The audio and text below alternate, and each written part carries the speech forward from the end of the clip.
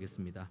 은혜가 풍성하신 하나님, 오늘도 은혜 가운데에 오전 예배 드리게 하시고 또 식사하며 성도의 교제 나누게 하시고 또 오후 예배로 우리 모두를 한자리로 불러 모아 주시니 감사합니다.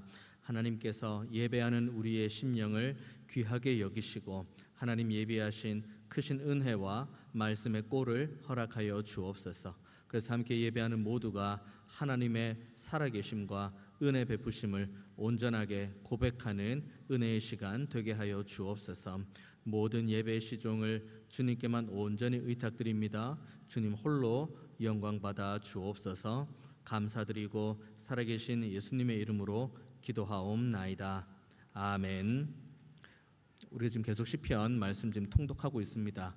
150편 말씀 그리고 5권에 걸쳐져서 이렇게 말씀 나누고 있는데 각 권마다 그 권에 가지고 있는 특성이 있습니다. 예를 든다면 1권 같은 경우는 좀 개인에 대한 개인의 경건 그리고 개인이 의인된 삶을 어떻게 살아가는지에 대한 내용 다루고 있고 2권은 이 개인의 경건을 넘어서 국가가 하나님 앞에서 어떻게 세워져야 되는지 그 내용 좀 심도 있게 다루고 있습니다.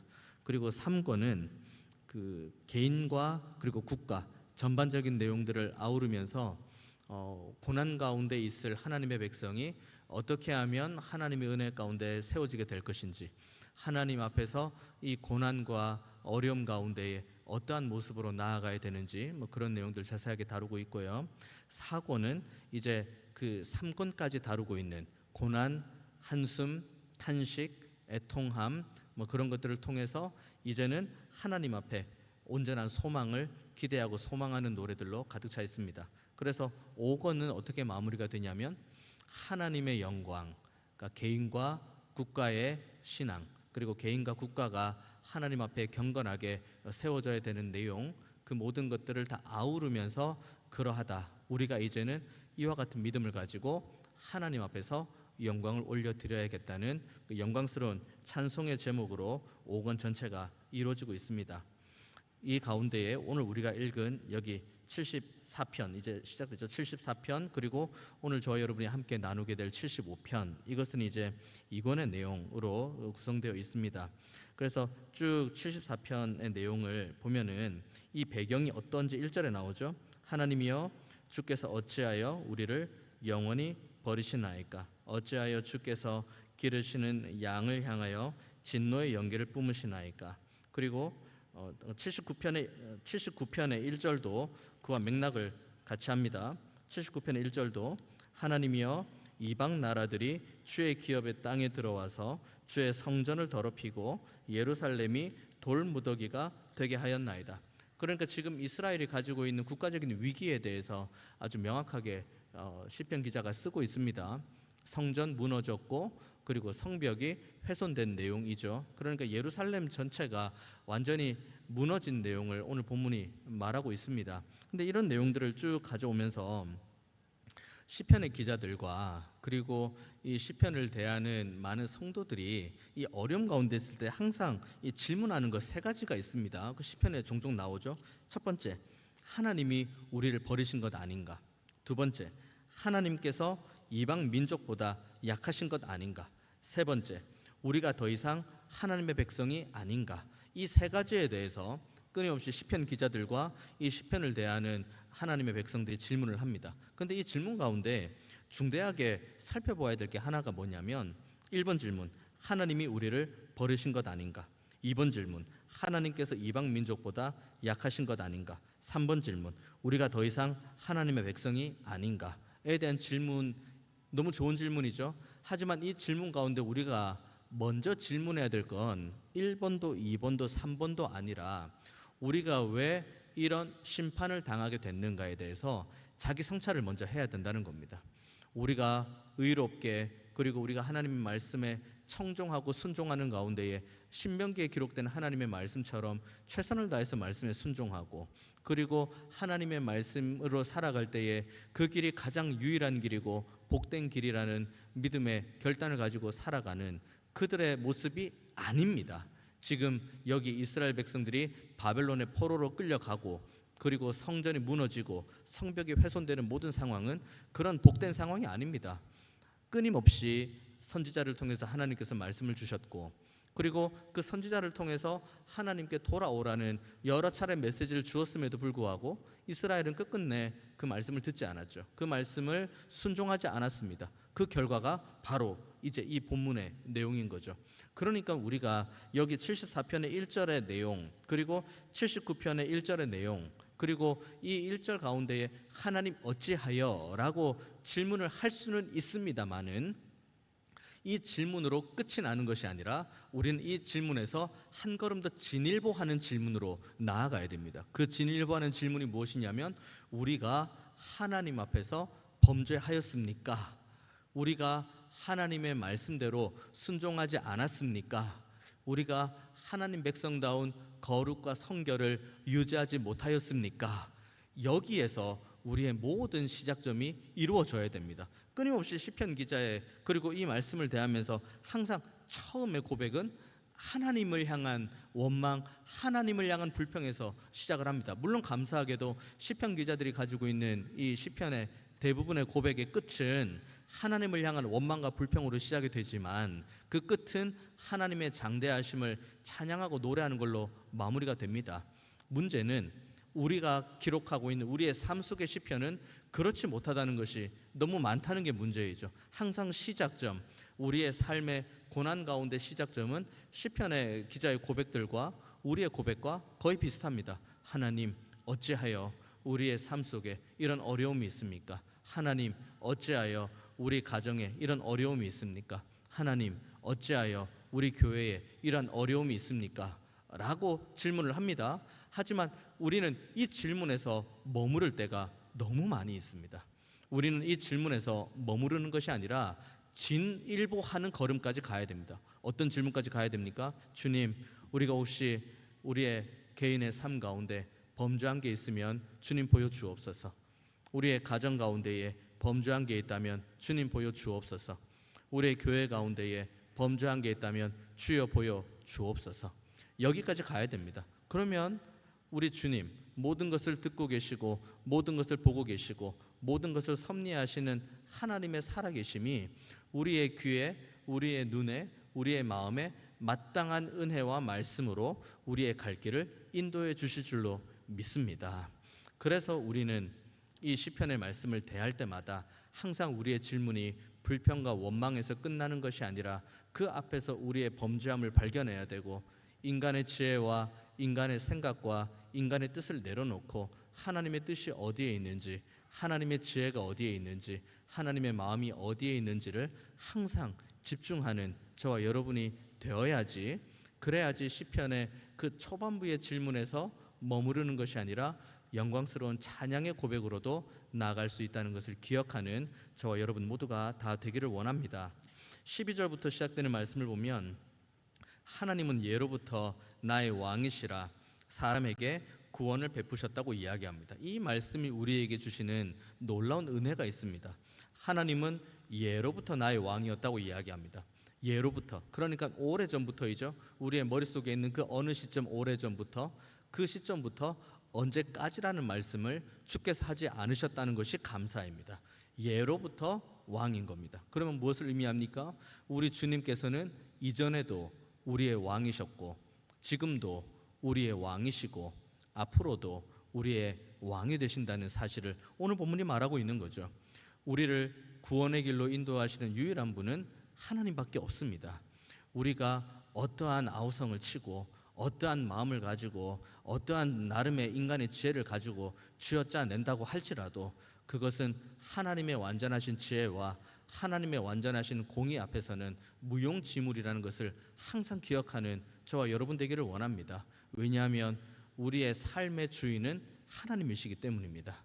우리의 가정의 주인도 하나님이시고 우리 교회의 주인도 하나님이시고 그리고 우리 이 나라와 민족 온 우주 만물을 통치하시는 왕도 하나님이라는 사실을 오늘 본문의 시편 기자가 분명하게 말씀하고 있습니다. 그 왕이신 하나님, 예로부터 영원까지 우리의 왕이 되시고 우리를 구원의 길로 인도하시는 분이 어떻게 인도하신다고 13절부터 말씀하십니까?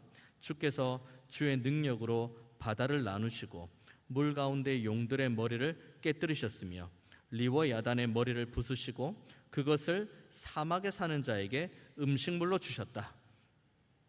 이때 당시 이스라엘의 머릿속에 가지고 있는 그때 당시 문화적인 이 관습은 용 하면은 일반적으로 하나님의 사자 이런 개념이 아닙니다. 이들의 머릿속에 생각하는 용은 그 마귀의 개념에 좀 더 가깝습니다. 마귀, 사탄의 개념과 또 가깝죠. 그리고 여기 보면은 바다 이야기가 나오죠. 주의 능력으로 바다. 그러니까 바다 자체, 이때 당시 이스라엘 사람들이 가지고 있는 바다에 대한 개념은 깊고 흑암이 있고, 그러니까 바다 자체가 가지고 있는 그 어두움에 여기에 그 물 가운데 용까지 있었다고 이야기하고, 그리고 14절에 보면은 리워 야단의 머리까지 나옵니다. 그러니까 바다가 상징하는, 그리고 바다 안에 사탄으로 대변되는 용, 그리고 리워 야단, 이들에 대해서 하나님께서 직접 심판하시겠다는 것을 말씀하시는 거죠. 이것은 무엇을 의미하냐면 지금 바벨론에 지금 이스라엘이 유린을 당하고 있죠. 포로로 끌려갔습니다. 그런데 가만히 보면은 이스라엘이 바벨론에 의해서 처음 이제 공격을 당하고 처음 어려움을 당한 것은 아닙니다. 아수르에 의해서 몇 번이나 위기 가운데 있었죠. 예루살렘을 최초에 포위한 것은 바벨론이 아닌 아수르입니다. 그리고 끝끝내 이제 바벨론에 의해서 무너지게 되는 거죠.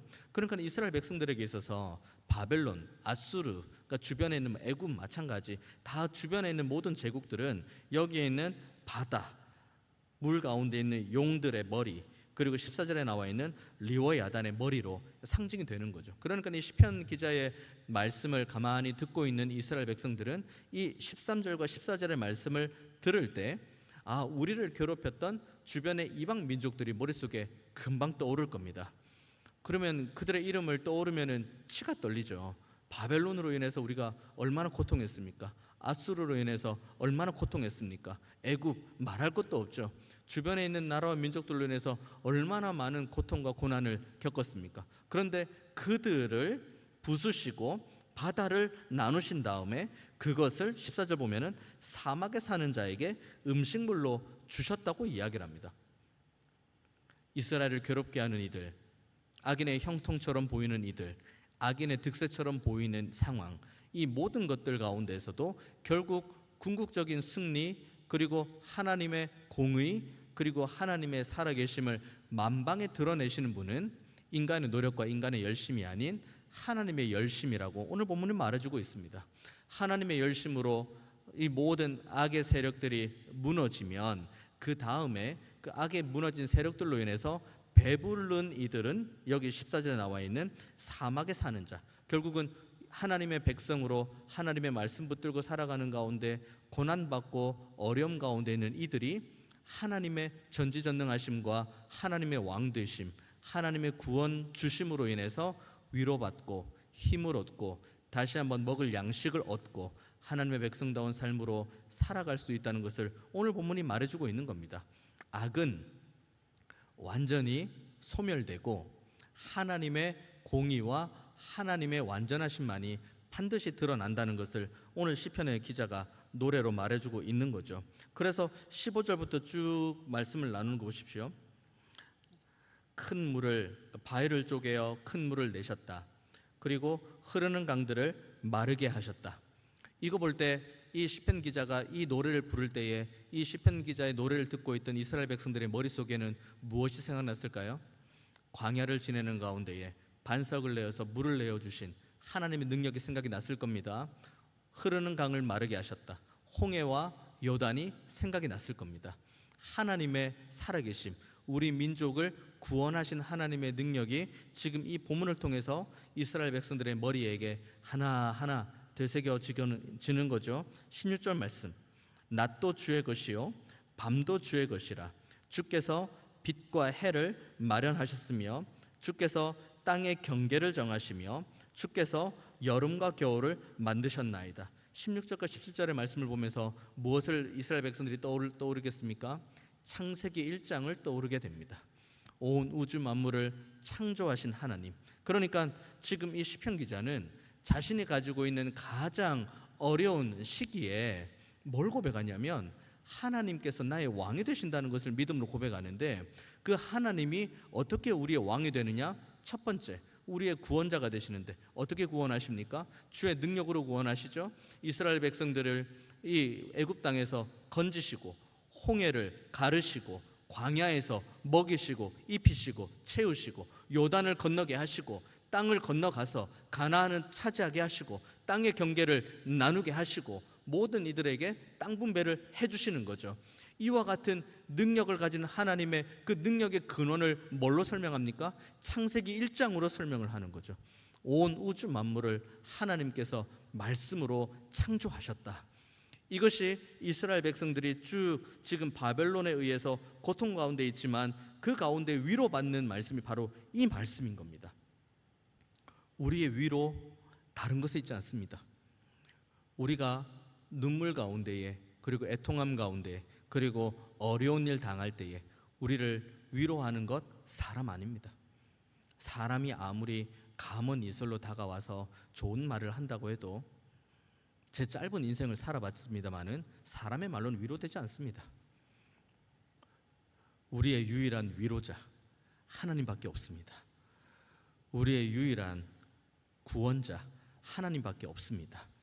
그래서 우리가 성경을 펼쳐서 하나님의 말씀을 읽는 이유가 바로 여기에 있는 겁니다. 성경을 펼쳐야 하나님의 말씀을 읽어야 그래야 비로소 하나님께서 얼마나 큰 능력을 가지고 계시다는 것을 우리가 알 수 있기 때문입니다. 그 능력의 오른팔로 우리를 어떻게 인도하시는지를 알 수 있는 유일한 통로는 하나님의 말씀, 그리고 이 말씀을 깨달아 알 수 있는 성령의 은혜, 그리고 성령께서 말할 수 없는 탄식으로 우리의 기도를 인도하시는 그 능력, 이 모든 것들이만이 우리를 유일하게 위로하고 우리로 하여금 유일하게 갈 길을 인도하고 지도하는 길이라는 것을 밝히 깨달아 아는 저와 여러분 되기를 원합니다. 그래서 18절의 말씀부터 보면은 이제 여호와여 이것을 기억하소서라고 이야기를 합니다. 뭘 기억하라고 주님 앞에 호소합니까? 원수가 주를 비방하는 것, 우매한 백성이 주의 이름을 능욕하는 것, 주의 맷비둘기의 생명을 들짐승에게 주지 마시며 주의 가난한 자의 목숨을 영원히 잊지 마라고 이야기합니다. 몇 가지 기억을 하라는 것 분명합니다. 원수가 주를 비방하는 것, 이것은 그 하나님의 백성 이스라엘을 유린한 아수르, 바벨론, 애굽, 나중에 페르시아, 로마 이어지겠죠. 이스라엘 주변에 있는 강대국들, 제국들, 이들이 우리를 어렵게 했던, 고통 가운데 했던 그것을 기억하라고 이야기를 합니다. 그리고 또 하나 기억을 부탁하는 것은 우매한 백성이 주의 이름을 능욕하였다고 이야기합니다. 여기서 말하는 우매한 백성은 크게는 두 종류입니다. 하나, 앞서 말씀드렸던 아수르, 바벨론, 페르시아, 로마, 헬라, 애굽, 기타 등등의 하나님을 모르는 모든 이들도 포함. 그리고 또 하나 우매한 백성이라 함은 하나님의 백성으로 부름 받았음에도 불구하고 여전히 하나님을 의지하지 않고 하나님 앞에 범죄하고 하나님의 말씀에 순종하지 않는 우매한 이들. 그러니까 쉽게 말해서 여기 말하는 우매한 이들은 하나님과 상관없는 이들, 공의 모두 다 포함해서 오늘 본문은 시편 기자가 말씀하고 있는 거죠. 그런데 이들을 하나님께서 기억해 달라고 하는데, 기억해 달라고 하는 이유가 뭐냐면, 첫 번째로는 우리의 고통을 하나님께서 기억해 달라는 거죠.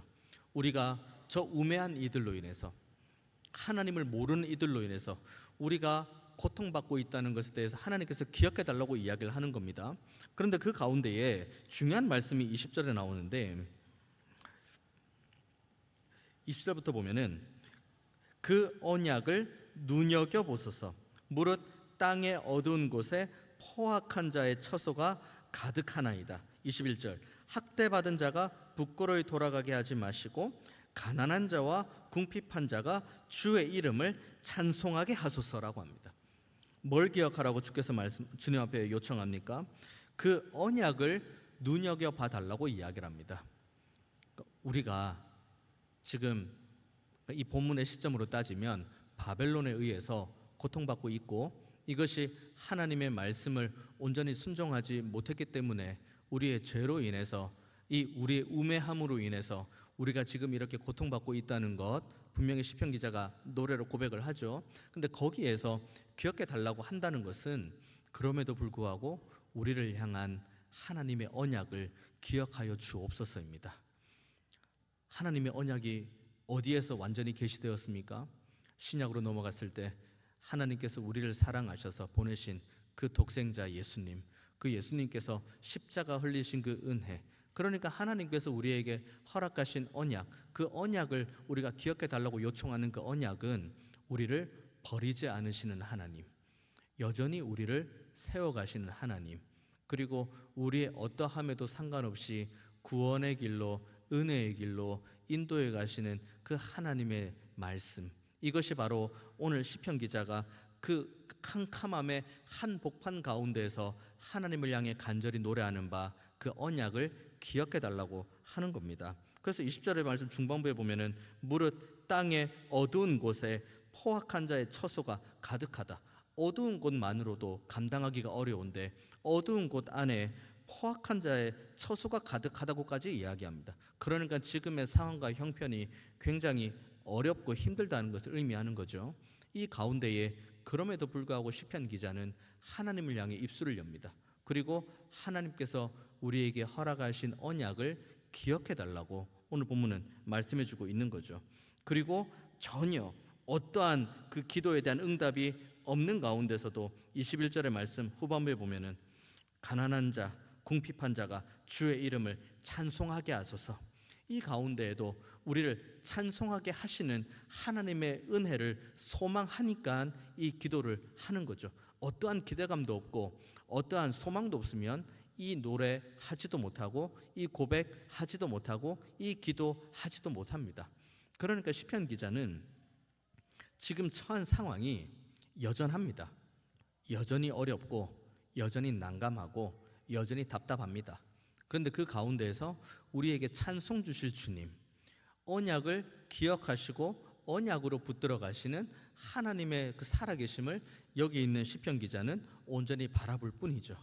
그렇게 바라볼 때 그때 비로소 이제 22절, 23절로 마무리가 되는 겁니다. 하나님이여 일어나 주의 원통함을 푸시고 우매한 자가 종일 주를 비방하는 것을 기억하소서. 주의 대적들의 소리를 잊지 마소서.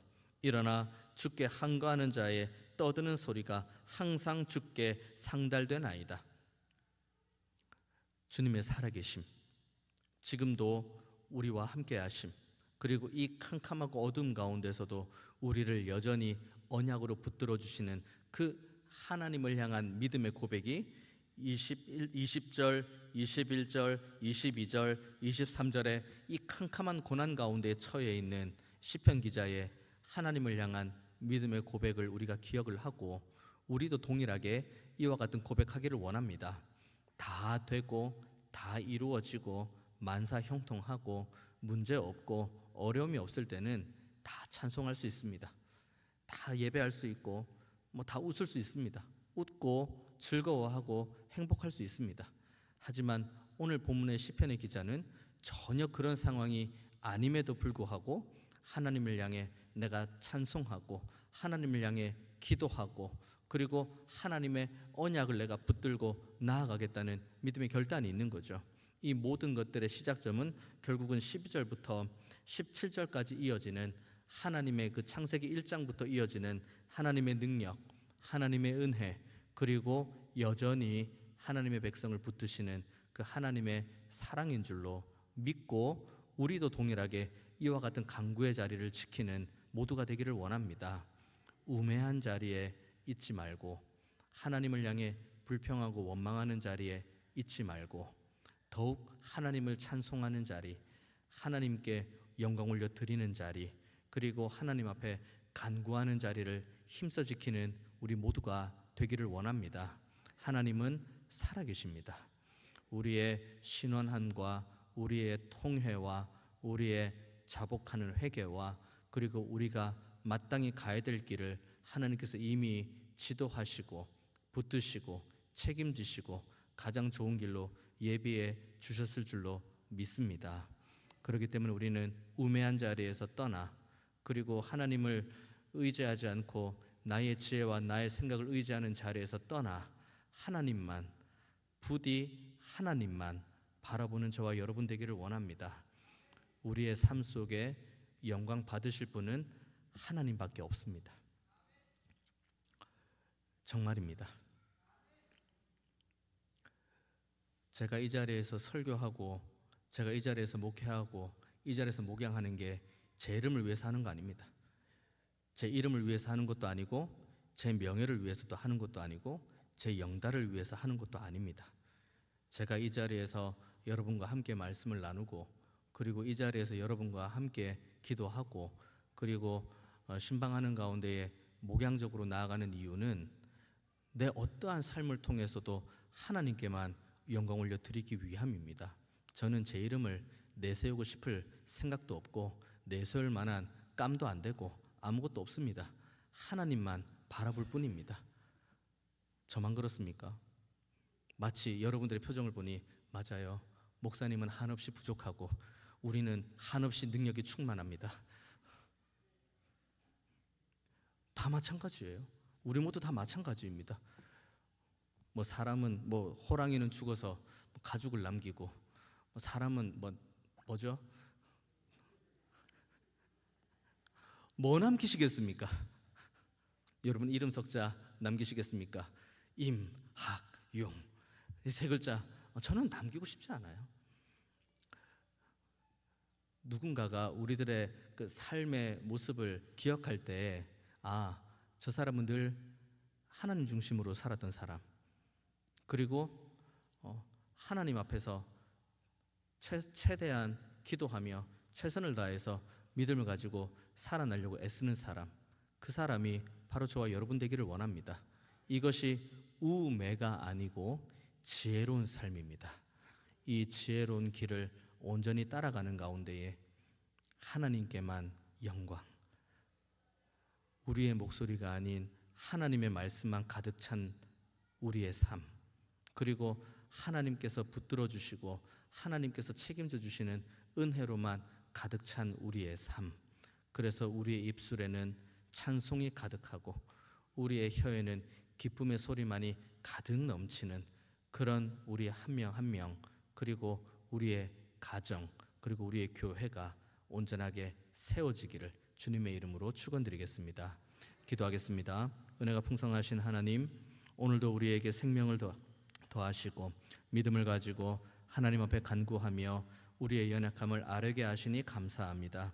우리의 믿음이 있는 곳은 온 우주 만물을 하나님의 말씀으로 창조하시고 지금도 말씀으로 보존하시며 우리에게 독생자 외아들을 주셔서 그 십자가 달리신 우리 주님, 그리고 주께서 승천하시는 가운데 우리에게 허락하신 성령의 은혜, 이 삼위일체 하나님께 우리의 믿음의 삶이 있는 줄 믿습니다.